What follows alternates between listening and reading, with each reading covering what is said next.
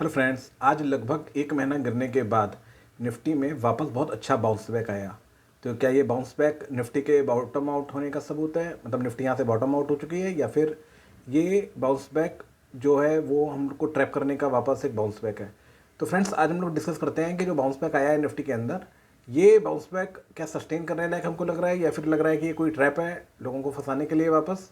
जैसा कि लगभग एक सवा महीना पहले जो बाउंस बैक आया था निफ्टी में, जब ना लास्ट टाइम निफ्टी अपना जो लो लगाई थी निफ्टी, वो लगाई थी 22,786। उसके बाद इसके अंदर निफ्टी के अंदर वापस एक तेज़ी आई थी जो पिछले महीने 5 तारीख को ख़त्म हुई थी, यानी कि 5 फरवरी को ख़त्म हुई थी, जब निफ्टी ने 23,807 रुपये का हाई लगाया था। यानी कि लगभग 1,000 पॉइंट का तेज़ी आया था, लेकिन वो तेज़ी भी जो इसमें इन्वेस्टर और जो पब्लिक थी उनको ट्रैप करने के लिए आया था। तो चलिए हम लोग देखने की कोशिश करते हैं कि ये जो निफ्टी के अंदर आज बाउंस बैक आया है, क्या ये निफ्टी के मंदी खत्म होने का संकेत है, या फिर ये भी कोई एक ट्रैप है?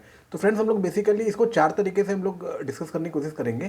पहले तो हम लोग जो करेंगे वो हम लोग करेंगे चार्ट के ऊपर, दूसरा हम लोग करेंगे प्राइस एक्शन जो हुआ है उसके ऊपर, तीसरा हम लोग करेंगे जो एक साइकोलॉजी है, और चौथा जो एफ की पोजीशन है आज की उसके ऊपर हम लोग डिस्कस करेंगे। तो इस तरीके से हम लोग ये जानने की कोशिश करेंगे कि आज जो निफ्टी के अंदर बाउंस बैक आया है, ये बाउंस बैक क्या सस्टेन करने लायक लग रहा है हम लोगों को, या फिर सस्टेन करने लायक नहीं लग रहा है। तो फ्रेंड्स, ये मेरी जो भी मैं डिस्कस करूंगा ये अपनी निजी राय है, हो सकता है हम लोग गलत हो या फिर हो सकता है कि हम सही हों, लेकिन जो चीज़ है जो हुआ है वो लॉजिक के हिसाब से डिस्कस करने का ट्राई करेंगे। मैं अमित, मुझे मार्केट में हो गया है लगभग 18 साल। मैं 2007 से स्टॉक मार्केट में एक्टिव हूँ, और चलिए मैंने काफ़ी तेज़ी मंदी देखी है, तो इसके बारे में हम लोग डिस्कस करने की कोशिश करते हैं। तो फ्रेंड्स, सबसे पहले हम लोग बात करते हैं चार्ट की। तो चलिए हम लोग निफ्टी और निफ्टी के जो अदर जो सिस्टर इंडेक्स हैं उनके चार्ट्स की तरफ चलते हैं और देखते हैं कि उनके चार्ट पे क्या कहते हैं। ओके फ्रेंड्स, तो आप देख सकते हैं कि हम लोग निफ्टी के चार्ट पे आ गए हैं। देखिए, निफ्टी का जो कैंडल बना है ना, कल और आज निफ्टी के कैंडल की जो खासियत थी, ये दोनों दिन निफ्टी का कैंडल जो था वो लगभग लो के आसपास ओपन हुआ था, और जो ओपन और लो था वो लगभग मिलता जुलता था। जैसे कि आज आप देखेंगे तो निफ्टी का ओपन था वो था 21,974 का कल का, और उसका लो था 21,964 का, यानी से लो से लगभग सिर्फ 10 पॉइंट का लो लगाया था। और आज जो निफ्टी का ओपन था वो था 22,073 का, और उसका जो लो था वो 22,067 का था, यानी ओपन और लो के बीच में सिर्फ 10 पॉइंट का अंतर था कल और आज दोनों में। देख सकते हैं कि जो कैंडल बनी है ये फुल बॉडी की लगभग कैंडल बनी है, और निफ्टी अपने हाई के आसपास ही क्लोज होने में सक्सेस हुआ है। चलिए हम लोग निफ्टी बैंक के चार्ट की तरफ भी देखते हैं। देखिए, कल निफ्टी बैंक का चार्ट भी इसी तरह का बना हुआ था, और आज जो निफ्टी का बैंक का चार्ट है वो लगभग सिमिलर टू निफ्टी बना हुआ है। और निफ्टी का बैंक का जो चार्ट है ये अपने डबल सपोर्ट पे भी ट्रेड कर रहा है, ये भी अपने एक तेज़ी का इशारा कर रहा है, और निफ्टी का जो चार्ट है वो भी तेज़ी का इशारा कर रहा है। फिर इसके बाद अपने चलते हैं Nifty mid cap, Nifty small cap 100। आप ये देख सकते हैं कि इसके अंदर कल की डेट में एक हैमर बना था जो कि लोअर बॉडी पे बना था। लेकिन फ्रेंड्स, मैं आपको एक चीज़ बता दूं, अगर आप लोग चार्ट देखते होंगे तो इंडेक्स के कोई भी चार्ट होते हैं ना, उसमें हैमर उतना अच्छा काम करता नहीं है। हैमर बनने के बाद जो फुल बॉडी की कैंडल बनी थी कल बनी थी, और फुल बॉडी की कैंडल ही आज भी बनी थी, तो ये दोनों भी तेज़ी का इशारा कर रहे हैं। और निफ्टी मिड कैप में भी लगभग वैसा ही कैंडल बना है जैसा कि निफ्टी स्मॉल कैप में बना है, तो ये भी लगभग एक तेज़ी का ही इशारा कर रहे हैं फ्रेंड्स। तो फिलहाल जो कैंडल अगर आप देखेंगे, आप अगर निफ्टी के डेली बेसिस के चार्ट पे आप देखेंगे तो ये थोड़ा तेज़ी का इशारा कर रहा है। और अभी अपने देखने की कोशिश करते हैं कि जो प्राइस एक्शन था वो क्या था। तो फ्रेंड्स देखिए, अगर हम लोग प्राइस एक्शन की बात करें ना, तो प्राइस एक्शन के अंदर क्या हुआ था, आज निफ्टी जब ओपन हुआ था तो निफ्टी ने अपना हाई लगा दिया लगभग दोपहर को, और उसके बाद निफ्टी कंटिन्यू अप मूव में नहीं था। निफ्टी ने हाई लगाया, उसके बाद निफ्टी में सेलिंग का प्रेशर आ रहा था, जिसको देख के लग रहा था कि एफआई सेल कर रहे हैं, और बैंक निफ्टी उतना स्ट्रांग था ही नहीं। जिस तरीके से निफ्टी ऊपर बढ़ा हुआ था उसके कोरिलेशन में निफ्टी बैंक उतना स्ट्रांग नहीं था। और मिड कैप भी था, वो लगभग 1,000 पॉइंट बढ़ चुका था, वो सुबह ही बजा 1,000 पॉइंट बढ़ गया था। और निफ्टी मिड कैप सुबह 1,000 पॉइंट बढ़ने के बाद उतना ही था। तो मतलब निफ्टी मिड कैप के अंदर भी ऐसा नहीं था कि बायर हर भाव में माल को परचेस कर करके नया हाई लगा रहे थे। सेम वे में निफ्टी में भी नया स्टॉक को परचेस करके नया हाई लगाते हैं, तो एक प्राइस एक्शन समझ में आता है कि वो माल खा रहा है। बट जो प्राइस का जो एक्शन हो रहा था वो ऊपर से सप्लाई आ रही थी, और जैसे ही बाजार ऊपर एक पॉइंट पे लेके जा रहा था, जैसे इस तरीके से फील हो रहा था कि एक प्राइस पे लेके जाए, उसके बाद लगातार वो माल धीमे धीमे धीमे धीमे सेल किया जा रहा था।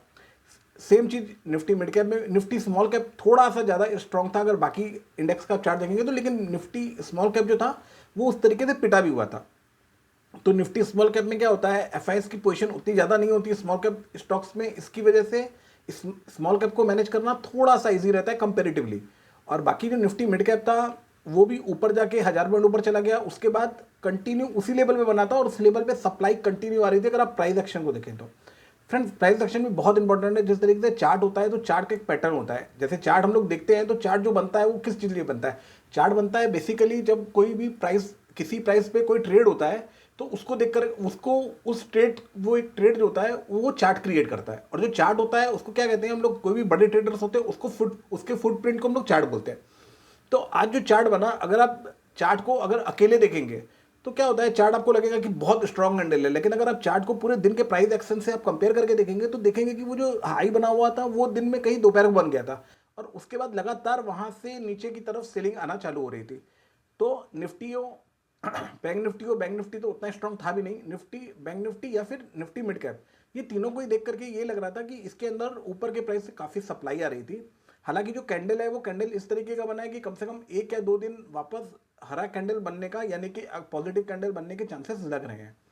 तो ये तो बात हो गई चार्ट प्राइस एक्शन की, जो थोड़ा सा वीकर साइड में लग रहा था। स्ट्रॉन्ग कैंडल बहुत स्ट्रॉन्ग है, इसमें कोई डाउट नहीं है, लेकिन जो प्राइस एक्शन है वो थोड़ा सा वीक लग रहा था। तीसरी बात करते हैं हम लोग, जो साइकोलॉजी है। देखिए साइकोलॉजी क्या होती है, जो जैसे मैंने आपको पहले बताया कि मुझे लगभग 16-17 साल का एक्सपीरियंस है, तो काफ़ी तेजी मंदी देखी है।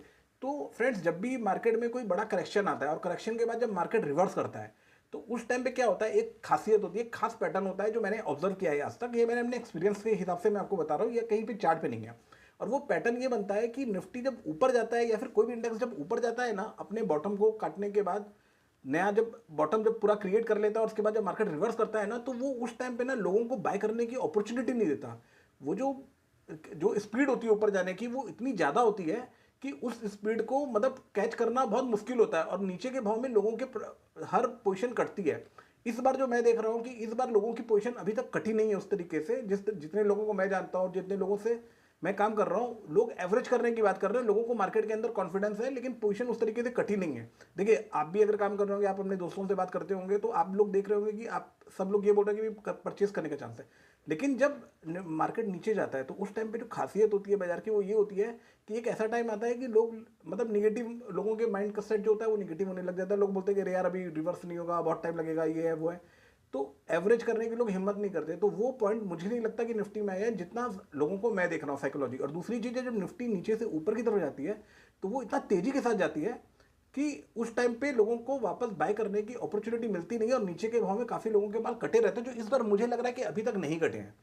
तीसरी और चौथी चीज़ है एफ। देखिए अगर आप एफ का डाटा देखेंगे आज 5 मार्च 2025 को, तो आज भी एफ ने लगभग 3000 करोड़ का माल बेचा है।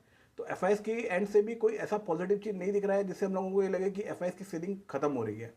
तो एफ भी कंटिन्यू सेल कर रहे हैं। तो ये बेसिकली चार चीज़ है जिसकी वजह से हम लोगों को लग रहा है कि निफ्टी हो सकता है कि ये जो निफ्टी के अंदर जो बाउंस बैक आया है ये शायद एक फेक बाउंस बैक हो और लोगों को एवरेज करवाने या फंसाने के लिए है। हो सकता है कि हम गलत भी हों, हो सकता है हम लोग सही भी हों।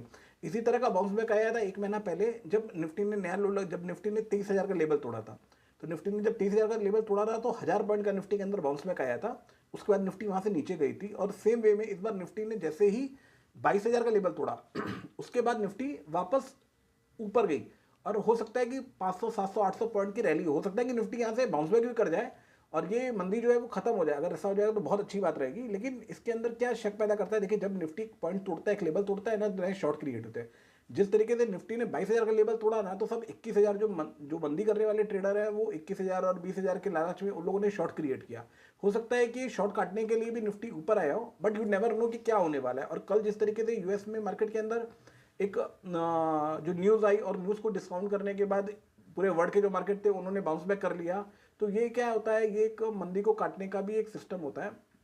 अब क्या होगा ये तो बाजार में पता चलेगा, 4-5 दिन के बाद पता चलेगा, ये सीरीज बीतने के बाद। तो फिर उसके बाद हम लोग देखते हैं कि क्या बेसिकली होने वाला है। लेकिन जो लग रहा है, जो मूवमेंट लग रहा है, वो हो सकता है कि निफ्टी के अंदर ये एक बार थोड़ा सा फेक तेजी हो, क्योंकि इसके अंदर क्या हो रहा है कि निफ्टी में लोगों को इंटर करने की अपॉर्चुनिटी मिल रही है, बायर्स को। जो बुल्स होते हैं उसको इंटर करने की अपॉर्चुनिटी अगर ऑपरेटर्स को बढ़ाना होता है मार्केट, तो वो इतनी आसानी से देते नहीं है, जो मेरा एक्सपीरियंस है। और लेट्स सी क्या होता है, हो सकता है कि घूम भी जाए, क्योंकि हर बार मार्केट कुछ ना कुछ नया सिखाता है और हर बार मार्केट नया कुछ पैटर्न क्रिएट करता है। तो इस बार हो सकता है कि मार्केट कुछ नया कर रहा हो, क्योंकि आप जितनी बार भी करते हैं आपका एक्सपीरियंस हर बार मार्केट में गलत होता ही है। जो एक परमानेंट चीज़ है वो है फंडामेंटल के हिसाब से स्टॉक अपने आप को और मार्केट अपने आप को एडजस्ट करता है, वो लॉन्ग टर्म में होता है। लेकिन शॉर्ट टर्म में अगर आप देखें तो मार्केट में कुछ भी फिक्स नहीं होता और मार्केट आपको हमेशा सरप्राइज करता रहता है। तो फिलहाल इस वीडियो में इतना ही। मेरा नाम अमित है। अगर आपको मेरा वीडियो अच्छा लगे तो प्लीज़ इसको लाइक कीजिए और अभी के लिए इतना ही। Thank you.